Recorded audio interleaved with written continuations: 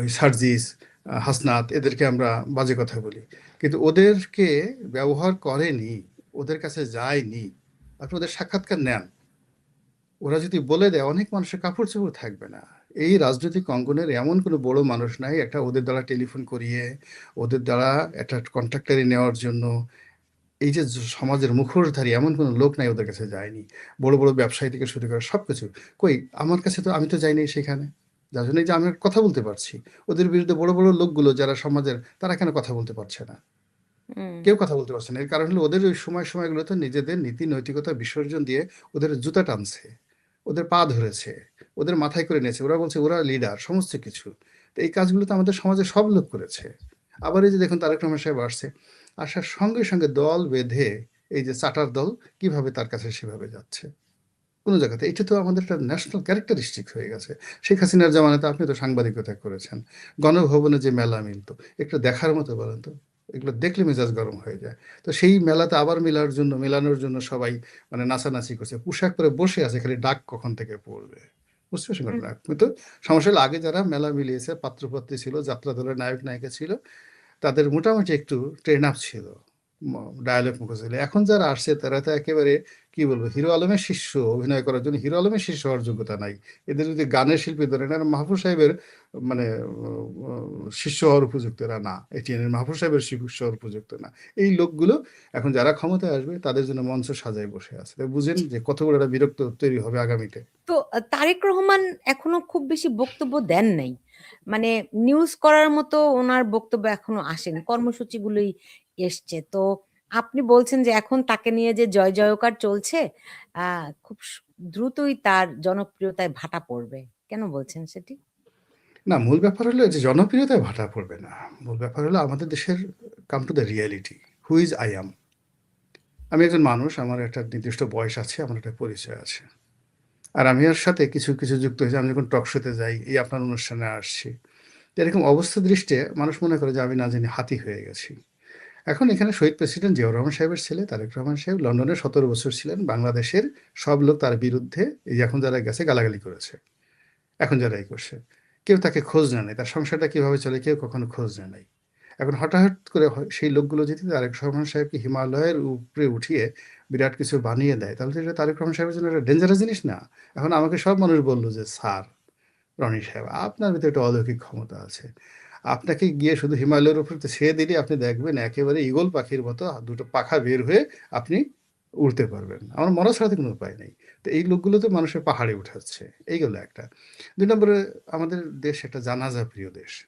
মানে শুধু এটা বেগম জিয়া হাদির ক্ষেত্রে প্রযোজ্য নয়, সব ক্ষেত্রেই আমি আমাদের সংসারে দেখছি যে অনেক দূরতম আত্মীয়, দাদার দাদার দাদা পরদাদা, সে 10 বছর বিছানায় পড়েছিল, কোনোদিন খোঁজ নেয়নি, একটা বিস্কিটও পাঠায়নি। কিন্তু এই লোকটা যদি মরে গেল, সে দেখা গেল সেই কুমিল্লা থেকে সে গলা চিপে গেছে তার দেখার জন্য, অথচ 10 বছর সে বিছানায় পড়েছিল, একবার দেখতে আসি। তাই বেগম যেহেতু 2018 সন থেকে জেলে, একজন লোক তো জেলের সামনে গিয়ে সে বলছে আজকে, আমি যদি শেখ হাসিনা জামাতে বলতো যে আমরা এই আজকে 1000 বিএনপির যারা লোক আছে শেখ হাসিনার এই বিরুদ্ধে আমরা পারতেছি না, আমরা বেগম জিয়ার কারাগারের সামনে বসে বসে কোরআন শরীফ পড়বো, তার জন্য দোয়া করবো, কি করে নিষেধ করতো?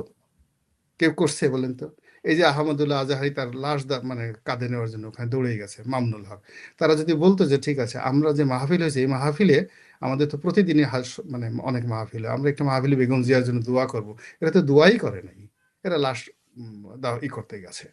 তো এই যে যে বাস্তবতা, এখন বেগম জিয়াকে নিয়ে তারেক রহমান সাহেবকে নিয়ে যে একটা ভাইব তৈরি করা হয়েছে, বাস্তবতা হলো যে শেখ হাসিনা স্বেচ্ছায় মুক্তি দেওয়ার পরে, স্বেচ্ছায় আমি বলছি, এখানে দল বিএনপি প্রাণান্ত চেষ্টা করেছে তার উপর চাপ প্রয়োগ করার জন্য, ব্যর্থ হয়েছে। পরবর্তীতে বেগম জিয়ার আত্মীয় স্বজন যারা আছে তারা শেখ হাসিনার সঙ্গে একটা নেগোসিয়েশনে আসছে, এবং শেখ হাসিনা স্বেচ্ছায় বেগম জিয়াকে মুক্তি দিয়েছে। কোনো রকম পলিটিক্যাল প্রেশার ছিল না দেশি বিদেশি। এই বাস্তবতাটা কেউ বলতে পারে না। এটা মানে আওয়ামী লীগের লোকও বলতে পারে না, বিএনপির লোকও স্বীকার করে না। অথচ মানে ওনাকে মুক্ত করার জন্য বিএনপি সর্বোচ্চ চেষ্টা করছে, তারা ফেল করছে। এটা জেদাজেদি পলিটিক্যাল, কিন্তু যখন ফেল করছে তখন পরিবারের যারা লোকজন আছে তারা সাবমিশন করছে অনেক হিউম্যানিটেরিয়ান গ্রাউন্ড, মানবিক কারণে, এবং উনি সেটা গ্রহণ করেছেন। আচ্ছা, তো এরপর উনি বের হয়ে আসছেন, বের হয়ে তো দীর্ঘদিন তিনি ছিলেন, তিনি তো অফিসে যাননি, তিনি তখন সুস্থ ছিলেন। তিনি বিদেশে যেতে পারতেন, তিনি পিজি হাসপাতালে গেছেন। আসলে তার যে রোগগুলো ছিল, সেই রোগগুলো আসলে কিউরেবল ছিল না। লিভার সিরোসিস এটা কিউর হয় না। একটা নির্দিষ্ট বয়সের পরে এটা অপারেশন করা যায় না। আর্থ্রাইটিস যখন বাত হয়, এটা আজীবনে বাত থাকে। তার ২ টো সমস্যা ছিল। তো এই বাস্তবতাকে মানে সত্য কথা না বলে মানুষ ওনাকে নিয়ে টেনে কিনে ওরা ব্যবসা করার চেষ্টা করছে। এটা মানে ভালো হয়নি। দ্বিতীয়ত হলো তিনি যখন এই যে কাজের মেয়ে ফাতেমাকে নিয়ে তিনি তো সুদীর্ঘ সময় নিঃসঙ্গ ছিলেন ফিরোজাতে। কই তখন তো এরকম যারা জানাজা পার্টি, তো তার বাসার সামনে গিয়ে যদি এই ১৭ মাসেও তো কেউ যায়নি। মানে উনি মৃত্যুর আগ পর্যন্ত মানে উনি যখন লাস্টে যখন এভার কেয়ারে যে গেলেন, যখন নিশ্চিত হয়ে গেল তারেক রহমান আসতেছে, বিএনপি ক্ষমতায় আসবে, তখন মানুষের আবেগ ভেগে এসে পড়ল। কিন্তু এই যে জামাতের যখন রমরমা, এনসিপির যখন রমরমা অবস্থা, তখন তো ফিরোজাতে ১০০ লোকও যায়নি, ১০ জন লোকও যায়নি। বাসা পুরো খা, খা। উনি তো ওই যে সাবেক প্রধানমন্ত্রী মিজানুর রহমান চৌধুরী সাহেবের বাসার পাশের বাসা ফিরোজা। আমার বন্ধু মিজানুর রহমান চৌধুরী সাহেবের যে বড় ছেলে, আমার বন্ধু। আমি কয়েকবার উনার বাসায় গেছি। বেড়াতে গেছি, রাতে খেতে গেছি, আপনার ভাবিকে নিয়ে গেছি। তো যাওয়ার পরে গিয়ে উনার পাশে বাসায় আমিও গেছি। হ্যাঁ, তো এখন ওর পাশের বাসায় গিয়ে দেখি ফিরোজার ওখানে গিয়ে দেখি যে একেবারে খা, খা করে কোনো লোক নাই, দারোয়ানও নাই। তো সেই জায়গাতে লক্ষ, লক্ষ মানুষ জানাজাতে চলে আসলে। এখন এটাকে যদি আমি অ্যাসেট হিসেবে মনে করি, এটা আমার ব্যক্তিগত বিষয়। কিন্তু আপনি এটাকে কিন্তু কোনো এখন তো পলিটিক্যাল অ্যানালিস্ট এটা মনে করবেন না। রনি ভাই এখন তো বিএনপির থেকে বিভিন্ন জায়গা থেকে এমনকি বেগম জিয়ার জানাজাতে যে লিখিত বক্তব্য পাঠ করা হলো সেখানে বলল যে তারেক কি বলে খালেদা জিয়ার যে মৃত্যু হয়েছে এটার জন্য আওয়ামী লীগের কোনো ক্ষমা নেই। বিভিন্ন জায়গা থেকে বলা হচ্ছে তাকে পয়জনিং করে হত্যা করা হয়েছে। এটা করতে হবে। এটা আমাদের বাংলাদেশের একটা রাজনীতির যাকে বলা হয়, এটা ট্র্যাডিশন হয়ে গেছে। আবার দেখেন এই কথা যেমন জানাজার ময়দান থেকে যে বলেছে, সে তো বয়স্ক মানুষ, কয়দিন পরে তাকেও মরতে হবে। তা মরতে হবে। ধরেন এই ধরনের একটা কথা বলা সত্য হলে ভালো, যদি মিথ্যা হয় তাহলে আল্লাহর দরবারে তাকেও জবাবদিহি করতে হবে। মিস্টার নজরুল ইসলাম খান এই কথাটা বলেছেন। তো তিনিও যথেষ্ট বয়স্ক মানুষ। তো জানাজার ময়দানে দাঁড়িয়ে সাধারণত মানুষ সত্য কথা বলে এবং মৃত্যুকে স্মরণ করে। তো তিনি এই কথাগুলো বলছেন, এখানে রাজনীতির যে বক্তব্যটা, এই বক্তব্যটা তিনি রাজনীতির ময়দানেও দিতে পারতেন। জানাজার ময়দানে বলতে হবে, নট লাইক দ্যাট। আমাদের দেশে রাজনীতি মৃত্যু নিয়ে, লাশ নিয়ে রাজনীতি হয় স্বাভাবিক। আবার অন্যদিকে দেখেন যে বেগম জিয়ার মৃত্যু, তারপরে তারেক রহমান সাহেবের সাথে আওয়ামী লীগের সম্পর্ক, বিভিন্ন কন্ডোলেন্স জানানো, এগুলোর পাশাপাশি আবার কিন্তু আওয়ামী লীগের যে সভানেত্রী, সে কিন্তু ইদানিং খুব নেতিবাচক কথাবার্তা বলছেন তারেক রহমান সম্পর্কে, হাওয়া সম্পর্কে। ফলে এই বিরোধটা থেকে যাবে। এই বিরোধটা রিকনসিলিয়েশন হবে না। রিকনসিলিয়েশন হবে না এবং এটা আমাদেরকে মেনে নিয়ে রাজনীতি করতে হবে। কেউ কাউকে ছাড় দিচ্ছে না, দেবেও না আগামীতে। হুম। এমনিতে তারে কি বলে বিএনপি এবং জামাতের মধ্যে যে রসায়নটা আমরা দেখি এটি কতটা মানে ভিতরকার আর কতটা বাহ্যিক? বোঝার চেষ্টা করুন যে এটা একটা পরিবারের মতো। জামাত এবং বিএনপি জড়োয়া ভাই। তারেক রহমান সাহেব নিজেই বলেছেন যে একই মায়ের পেটের ২ ভাইয়ের মতো অবস্থা, জড়োয়া ভাই। তো আপন ভাইদের মধ্যে যখন স্বার্থ নিয়ে দ্বন্দ্ব সংঘাত হয়, পৃথিবীর যেকোনো শত্রুর চাইতে অনেক বেশি হয়। তো উইদাউট আওয়ামী লীগ না থাকলে এটা বিএনপি জামাতের যে শত্রুতা, এটা রাজাকার মুক্তিযোদ্ধাদের যে শত্রুতা তার চেয়ে ১০০ গুণ ডেঞ্জারাস হয়ে পড়বে। যেহেতু তারা একে অপরের দুর্বলতা জানে, বিএনপিও জানে, জামাতও জানে। আবার যদি আওয়ামী লীগ আসে মাঠে, আওয়ামী লীগ ফিরে আসে, আপনি দেখবেন যে জামাত এবং বিএনপির সাথে সেই পুরনো বন্ধুত্ব ১ মিনিট আবার সিমেন্টেড হয়ে যাবে। এই হলো রাজনীতির সমীকরণ। হুম। তো সেখানে তো তারেক রহমান বলছে তাদের পথ হচ্ছে মুক্তিযোদ্ধাপন্থী এবং জামাত যে কেমন দল তা তো বাংলাদেশের মানুষ ১৯৭১ সালেই দেখেছে। ওটা তো বললাম যে এখন যেহেতু আওয়ামী লীগ নেই, ফলে তাদের মধ্যে বিরোধটা তুঙ্গে, এবং আওয়ামী লীগ বিএনপির মধ্যে যে বিরোধ, তার চেয়ে জামাত বিএনপির বিরোধ হবে আরো মারাত্মক, আরো মারাত্মক, যদি আওয়ামী লীগ না থাকে। আর যদি আওয়ামী লীগ আসে, তাহলে ওই আগের জাতীয় পার্টি আওয়ামী লীগের সাথে চলে যাবে, অন্যান্য দল আওয়ামী লীগের সাথে চলে যাবে, ইসলামী দলগুলো ২ ভাগে বিগ হয়ে যাবে, চরমোনাই সেই আওয়ামী লীগের সঙ্গে চলে যাবে। এতে কোনো সন্দেহ নেই। আবার জামাত বিএনপির সাথে চলে যাবে, এটাই। তো তার মানে যা হচ্ছে এটা একটা পাতানো পাতানো আর নিজেরা নিজেরা। পাতানো না, এটা না, না, এটা হলো সময়ের মানে আপনার ঘটনা হলো যে আগের দিন আরব দেশে যখন যুদ্ধ না থাকতো, আইএমএ জাহিলিয়াতের জামানাতে, তো যুদ্ধ না থাকতো তখন নিজের পরিবার, ভাই বোনেরা, স্বামী স্ত্রীরা ঝগড়া করতো, মারামারি করতো, তলোয়ার করতো, নিজেরা নিজেকে মেরে ফেলতো।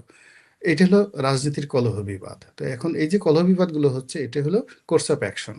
হুম। হ্যাঁ, সময়ের কারণে তাহলে এটা তো হচ্ছে এবং আওয়ামী এটাই লীগ এটাই যতদিন স্বাভাবিক। এরকম নীরব থাকে ততই ভালো। তাদের কোন্দল বেশি দেখা যাবে নাকি? না, এটা ভালো হবে কেন? এটা তো আওয়ামী লীগ না থাকার কারণে কি হচ্ছে? রাজনীতির যে ব্যালেন্সটা তো নষ্ট হয়ে যাচ্ছে, নিয়ন্ত্রণ নষ্ট হয়ে যাচ্ছে। রাজনীতির বোধ, বিশ্বাস নষ্ট হয়ে যাচ্ছে, মেরুদণ্ড নষ্ট হয়ে যাচ্ছে। আপনি আজ যদি গণতন্ত্র বলতে এটা ভারতের কথাই চিন্তা করেন, ইংল্যান্ড, আমেরিকা আছে। এখানে সোসাইটি আপনি আ বার্নি স্যান্ডার্সের মতো মানুষ, বারাক ওবামার মতো মানুষ, সমস্ত মানুষগুলো এই ডোনাল্ড ট্রাম্পের সমালোচনা করছে। যে সে যে কাজটা করছে এটা ভালো করেনি। তো এই হলো গণতন্ত্র। এখন সেই গণতন্ত্রের প্রত্যেকটা রাজনৈতিক দলকেই তার মতো করে বলতে দিতে হবে। সেখানে ডোনাল্ড ট্রাম্পের মতো মানুষকে তার একটা মূর্তি বানায় যেভাবে লাথি গুঁতে দিচ্ছে নিউ ইয়র্কের রাস্তাতে, এটা বাংলাদেশে যদি করা হয় আমরা এটা অ্যালাউ করব না। তো যার জন্য গণতন্ত্রের জন্য সব পক্ষেরই মানে তার মনের মধ্যে যা আছে আচ্ছা মতো বলতে দিতে হবে, আচ্ছা মতো বলতে দিতে হবে। তার জন্য আসলে আওয়ামী লীগের উপস্থিতি খুবই জরুরি। কিন্তু আওয়ামী লীগ যদি না থাকে তাহলে এই সংঘর্ষের কারণে কি হচ্ছে, রাজনীতির সৌন্দর্য, ব্যাকবোন যা কিছু আছে ক্যারেক্টারিস্টিক সবকিছু নষ্ট হয়ে যাচ্ছে। তো আওয়ামী লীগ ফিরবে কবে? আপনি তো দুদিন পর পরই বলেন, "এই যে আসছে আওয়ামী লীগ। এই যে শেখ আমি হাসিনা ফেরত আসছেন।" মানে এরা যদি ভালো করে আওয়ামী লীগ ফিরে আসতে মানে ২০ বছর লাগবে। এরা যদি মোটামুটি টিকে যায় সহনশীল। এই কথা আমি সবসময় বলি। আর এরা যদি ভালো না করে আওয়ামী লীগ কালকে ঢুকে পড়ে যেতে পারে। Tomorrow, even tomorrow.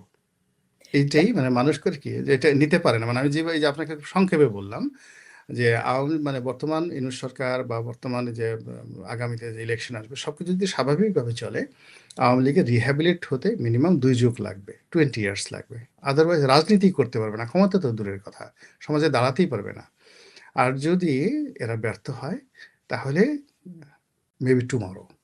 এই হলো এখন বক্তব্য। আপনি ২ টা গুরুত্বপূর্ণ পয়েন্ট বলেছেন। একটা বলেছেন যে আ আ আ যে সরকার আসবে তাদের ব্যর্থ হওয়ার আশঙ্কা ৯৯%। ঠিক আছে? আরেকটা ব্যা জিনিস বলছেন যে সমাজে ভারসাম্যই নষ্ট হয়ে গেছে। রাজনীতিতে, রাষ্ট্রে আওয়ামী লীগের অনুপস্থিতি ভারসাম্য নষ্ট করছে। তো দুটাই তো আ আনস্টেবিলিটির কথা ইঙ্গিত করছে। সো এর ইট ডাজ নট মিন আমি বুঝতে পারছি। ইট ডাজ নট মিন যে আওয়ামী লীগের জন্য একটা উইন্ডো তৈরি হবে। মূল ব্যাপার হলো যে যারা ব্যর্থ হবে সেখানে প্রতিস্থাপিত আওয়ামী লীগ না হয়ে যদি অন্য কোনো তৃতীয় শক্তি হয়, তারা যদি সফল হয়ে যায়, তো তারা সফল হলে আওয়ামী লীগ, বিএনপি, জামাত পুরো রাজনৈতিক প্রক্রিয়াটাই ধ্বংস হয়ে যাবে ফর লং ডেজ লাইক মিশর, যেটা আমি ১ম এ যেটা বললাম। আমি তো বললাম যে এখন যা কিছু নির্ভর করবে এটা হলো সফলতার উপরে।